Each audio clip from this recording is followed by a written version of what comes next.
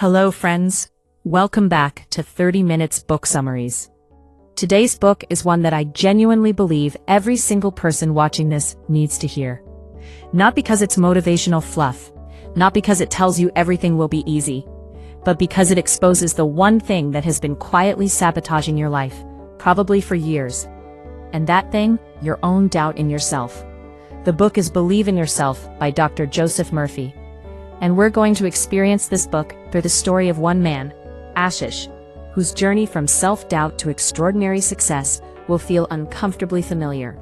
Let's get into it. Part 1. The Power of Self-Belief. The Wall You Built Around Yourself. Ashish had everything on paper: a solid education, a respected position as a manager at a reputable bank, a stable life that most people would call successful. But inside, a constant quiet voice that said, "You're not good enough. Others are more capable. Don't reach too high. You'll only embarrass yourself." He'd been living with that voice for so long that he'd stopped questioning it. It had become the background noise of his entire existence. One evening after work, he stopped at his favorite tea stall and noticed a book sitting in his bag, one a friend had given him months ago that he'd never bothered to open. Believe in Yourself by Joseph Murphy. Something felt different that evening. He opened it. The very first chapter stopped him cold. Doubt is an invisible wall. It doesn't announce itself. It simply stands between you and everything you could become. Ashish put the book down and stared into his tea. He thought about the corporate job he didn't apply for during his MBA, because he'd quietly convinced himself he wasn't polished enough. He thought about the senior position at the bank he'd stepped back from, because he'd assumed others were more qualified. He thought about every moment he'd chosen the safe path, not because it was the right path, but because the other one scared him. Was it really a lack of opportunity? Or had I been building my own walls the whole time? Murphy wrote something in that first chapter that Ashish read 3 times. Your subconscious mind accepts whatever you tell it, so tell it that you are capable, powerful, and unstoppable. And that's when the question hit him like cold water. What have I been feeding my subconscious mind my entire life? Every time he told himself I'm not ready, his subconscious believed it. Every time he told himself someone else will do this better, his subconscious believed that too. Every time he chose doubt over possibility, his subconscious locked that in as truth. He hadn't been held back by the world, he'd been held back by his own internal programming. The next day at the office, his team briefed him on a new project. A loan scheme that needed someone to lead it. High visibility, high stakes, real risk. His first reaction was the old familiar one: nervousness, doubt, the quiet whisper of what if I fail? But then Murphy's words came back to him. If you believe in yourself, you have already won half the battle. He stood in front of his bathroom mirror that morning and tried something that felt ridiculous at first. He looked himself in the eyes and said out loud, I am capable, I can do this, I am a great leader. It felt awkward, almost embarrassing. But then something strange happened. A small, almost imperceptible shift in how he held himself. A quiet confidence that hadn't been there a moment before. He thought, I've spent my whole life telling myself negative things with zero proof. So why can't positive things work the same way? In the meeting that day, for the first time in a long time, Ashish spoke without hesitation. He put forward his ideas clearly, confidently, without shrinking. His team loved it. Senior management noticed, and by the end of the day, he was named the project lead. He drove home that evening with a feeling he didn't quite recognize at first. Then he realized what it was. This is what it feels like when you don't get in your own way. Part 2. Affirmations. Reprogramming the mind that's been working against you. Ashish came home that night and opened the book again. The next chapter was about affirmations. Murphy explained something that most people misunderstand completely. We have very little conscious control over our subconscious mind.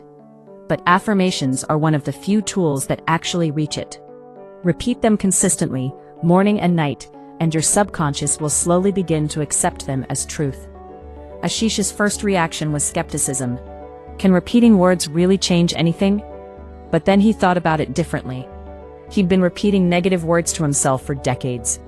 I'm not good enough. I'm not ready. I'll probably fail. And his subconscious had accepted all of those without question. If negative words work on the subconscious, why wouldn't positive ones? Every morning, every evening, standing in front of the mirror, I am confident. I am capable. I am a great leader. The first 2 days felt strange, almost performative, like he was lying to himself. Day 3, the same. But on day 4, something shifted. There was an important meeting at the bank. Senior management wanted to streamline the loan approval process. Ideas were being requested. Ashish felt the old hesitation creeping in. And then, quietly, the affirmations surfaced in his mind. I am a great leader. My ideas are valuable. He raised his hand, shared his suggestion. The room went quiet. Then one of the senior executives nodded. That's actually a very strong approach, Ashish. Let's explore this further. After the meeting, his boss pulled him aside. You've been different lately. More decisive, more present. Whatever you're doing, keep doing it. That night, Ashish read something else in Murphy's book that changed how he practiced affirmations forever. The subconscious mind is most receptive just before sleep.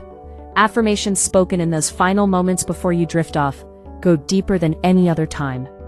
From that night forward, Ashish ended every day the same way. Eyes closed, voice quiet, words intentional. I am a capable leader. I handle challenges with clarity and courage. I am growing every single day. And then he'd visualize it, not just say the words, but actually see himself leading confidently, his team respecting him, complex decisions being made with calm and precision. Within weeks, his affirmations became specific rather than general. When a difficult decision came up, I make smart decisions with confidence. When a challenging task appeared, I am completely equipped to handle this. When self-doubt crept in, I trust myself and my abilities completely. The difference wasn't dramatic at first. It was subtle. The way he walked into a room, the way he responded under pressure, the way he stopped second-guessing himself mid-sentence. But then his colleague Rohit came to him one afternoon, looking lost. Sir, I don't think I can grow further here. I don't trust myself to handle a senior role. Ashish smiled, because he was looking at a mirror image of himself from just a few months ago. Have you ever actually told yourself that you are capable? He asked. Rohit shook his head. Try this for 1 week, Ashish said.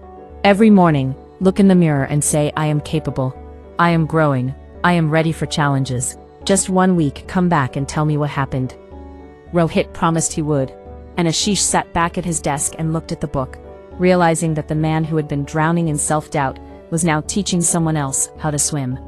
That's what belief does. It doesn't just change you. It changes what you're able to give others. Part 3. Belief becomes behavior, acting as if you've already arrived. A week later, Rohit came back. His posture was different. His eyes were different. I don't know how exactly, but when the doubt came, I just remembered the affirmations, and something shifted. Ashish nodded, but he also knew the next important truth, one Murphy had written about clearly. Belief is not just what you say, it's what you do. When you believe something deeply enough, your behavior changes to match it. This was the next level. Ashish had been saying affirmations, but now he needed to act like the person he was affirming himself to be. Murphy described it as something close to the placebo effect, but for behavior.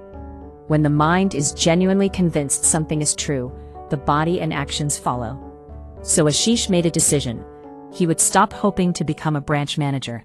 He would start acting like one, right now, in his current role. In meetings, he didn't wait to be asked. He led discussions proactively. When problems arose, he didn't wait for senior instructions. He researched, consulted his team, and brought solutions. When junior staff needed direction, he gave it with the calm authority of someone who already held the title. And people started noticing. Ashish, you've become so decisive lately. You handled that situation like someone who's been doing this for years. Then came the moment that tested everything. A senior corporate client's loan application had hit a wall in processing. Normally Ashish would have handed it upward, waited for instructions, stayed in his lane. This time, he didn't. He researched the client's situation deeply. He designed a customized solution that served the client and aligned perfectly with compliance requirements. He presented it to senior management. They approved it immediately. "This is exactly the kind of initiative we've been looking for," his manager said. Ashish understood something fundamental that evening. Belief doesn't just prepare you for opportunities. Belief creates opportunities by making you behave like someone who deserves them. Shortly after, an announcement came. The bank needed a new branch manager. Candidates were invited to apply. The old Ashish would have watched from the sidelines, convincing himself that better candidates existed. This Ashish applied. He prepared differently this time too, not just reviewing his track record, but actually sitting with the question every morning: if I were already the branch manager, how would I think? What would I know? How would I carry myself? His body language shifted. His preparation went deeper. His confidence became less performed and more natural. The interview panel asked him, "Why do you believe you're the right candidate for this role?" He didn't hesitate. "Because I've already been doing this job, in my mindset, in my approach, and in my results. This role isn't a step up. It's a recognition of where I already am." The panel exchanged glances. The next day, official confirmation. Ashish had been appointed branch manager. He sat alone in his new office that evening, the book open on his desk. Faith in oneself, a natural gift from birth, becomes the force that conquers adversity and propels one toward success. He read it twice. Then he smiled. Because he finally understood. He hadn't been given this position. He had become the person this position required. Part 4. The turnaround, using belief to transform not just yourself, but everyone around you. The promotion brought new joy and new terror. Managing a branch wasn't the same as managing his own performance. Now, every decision affected his team, his customers, the bank's reputation. And old doubts tried to return through a new door. What if I'm not ready for this level of responsibility? But Ashish had a tool now, and he knew how to use it. When a major client's loan application stalled under his watch, his first instinct was to escalate it upward. Then he caught himself. "I am the senior now. This is mine to solve." He gathered his team, analyzed the situation, found a creative, compliant solution, presented it. It worked. And in that moment, something clicked even deeper. He remembered a story from Murphy's book, Two Birds Learning to Fly. The first bird gripped the branch of its nest tightly, too afraid of falling to open its wings. It watched. The second bird felt the fear too, but it opened its wings anyway. It stumbled, it fell, it got back up. It tried again and again. Until one day, it was flying higher than the first bird had ever imagined possible. Which bird have I been? Ashish asked himself. And which bird do I want to be? He made a decision. He would not just manage his branch. He would transform it. His first move was to get his team talking, genuinely talking. What's broken? What's frustrating? What would you change if you could? Slowly, ideas emerged. Customer service needed work. Internal processes were inefficient. The environment felt demoralizing. And then, he did something his predecessor had never done. He introduced a simple daily practice. Every morning, for 5 minutes, each team member would close their eyes and visualize the branch thriving. Full of satisfied customers, efficient processes, a team proud of their work. People thought it was odd at first, but within weeks, the atmosphere changed. Employees who used to wait for instructions started taking initiative. Customer satisfaction scores began climbing. The branch that had been quietly underperforming started becoming something else entirely. Then the regional head called. "Ashish, we're giving you a new challenge. One of our most underperforming branches. We believe you can turn it around." His heart jumped for a moment. Then, quiet confidence. "I accept the challenge. I'll give everything I have." The new branch was rough, demotivated staff, declining customer trust, a culture that had forgotten what winning felt like. Ashish walked in on day 1 and called everyone together. He didn't give a speech about performance metrics or quarterly targets. He asked one question. If we want this branch to succeed, what's the first thing we need to change? Silence. Then slowly people started talking. He listened to every word. And then he built something that went beyond strategy. He built a belief culture. Every morning, team members stated their goals and strengths out loud. Not as a corporate exercise, as a genuine reprogramming of how they saw themselves and their work. The results took time, but they came. Customer numbers increased. Staff morale lifted. The branch that had been the problem child of the region became one of its top performers. One day, standing outside that branch, Ashish thought about the first bird on the branch. He had been that bird once, gripping his comfort zone, convincing himself that staying safe was the same as being smart. But now he understood. The branch doesn't protect you. It just keeps you from finding out what you're capable of. Part 5. The Leap, when belief becomes your entire operating system. Ashish had now done something remarkable. He turned around not one but two struggling branches, transformed team cultures, and built a reputation that extended beyond his department. But something was stirring. He met his old friend Vikash one afternoon, someone who had left a corporate software job to build his own fintech startup. Vikash told him how he'd used the same principles: belief, affirmations, visualization, not just to get through difficult days, but to scale an entire company. Ashish listened, and felt something activate inside him that he hadn't felt before. What if the bank was just the training ground? He'd proven to himself that belief could change his performance, that affirmations could reprogram his behavior, that visualization could align his team. What if he took all of that and built something of his own? The thought terrified him, and he recognized that terror immediately. This is the fear that always showed up when something real was at stake. He knew what to do with that fear now. He asked himself the question Murphy had taught him to ask. Am I staying because this is right for me, or because I'm afraid of what's beyond? The answer was honest and uncomfortable. He made his decision. He resigned from the bank, joined Vikash's fintech startup as a partner, left the salary, the title, the safety, all of it. The early months were brutal. Funding was difficult, clients were slow to trust a new company, revenue was unpredictable. There were weeks when the smart thing looked like going back. But Ashish had his practice. Every night, our business will succeed. We have infinite possibilities. We can overcome every challenge in front of us.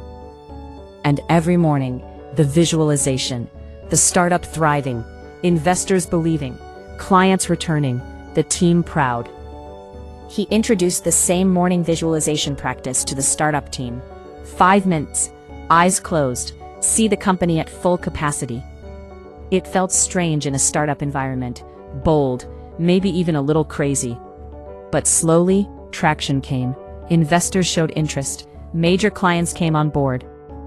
The company that had been scraping for attention began being talked about in banking and finance circles across the country. A year after leaving the bank, their fintech company was recognized nationally. Ashish was no longer a bank manager. He was an entrepreneur, a leader who had built something from nothing, a person who had walked away from security and built something better on the other side of fear. He sat one evening and read the final lines from Murphy's book. Developing a positive self-belief is not only essential for personal growth, it can become the driving force behind every professional achievement you ever reach. He closed the book and opened his journal. He wrote these words: "Success doesn't start outside, it starts inside. When you train your subconscious mind to believe in what's possible, the world around you begins to shift to match it." I was once a man who doubted every step. Now I'm building something I once couldn't even imagine. The only difference between those two versions of me was this: one of them believed, and one of them didn't. He paused, then wrote one more line: "Believe in yourself, but because you were built for more than doubt." So friends, that was our summary of Believe in Yourself by Dr. Joseph Murphy. Here's what this book really teaches. Your subconscious mind is listening to you every single day. Every thought you think, every word you say to yourself, every story you tell about your own capability. And it believes all of it. The question is, what are you telling it? The 5 lessons to carry with you today. 1. Self-doubt isn't a reflection of reality. It's a habit. And like all habits, it can be replaced. 2. Affirmations aren't magic words. They're a systematic way of reprogramming the subconscious mind that has been working against you. 3. Belief must become behavior. Don't just say you believe. Act like the person you're affirming yourself to be, right now. in your current role. 4. Your belief is contagious. When you transform yourself, you create an environment where others transform too. 5. The fear that comes when something big is at stake isn't a stop sign, it's a signal. It means something real is waiting on the other side. The walls that have been holding you back? You built them, which means you can take them down. Starting today, starting with one line in the mirror. I am capable. I am growing. I am ready. What's the one area of your life where you need to believe in yourself more? Drop it in the comments. Let's talk about it. If you know someone who's been doubting themselves for too long, send them this video. It might be exactly what they need today. Like, subscribe, and hit the bell so you never miss a summary on 30 Minutes Book Summaries. See you in the next one.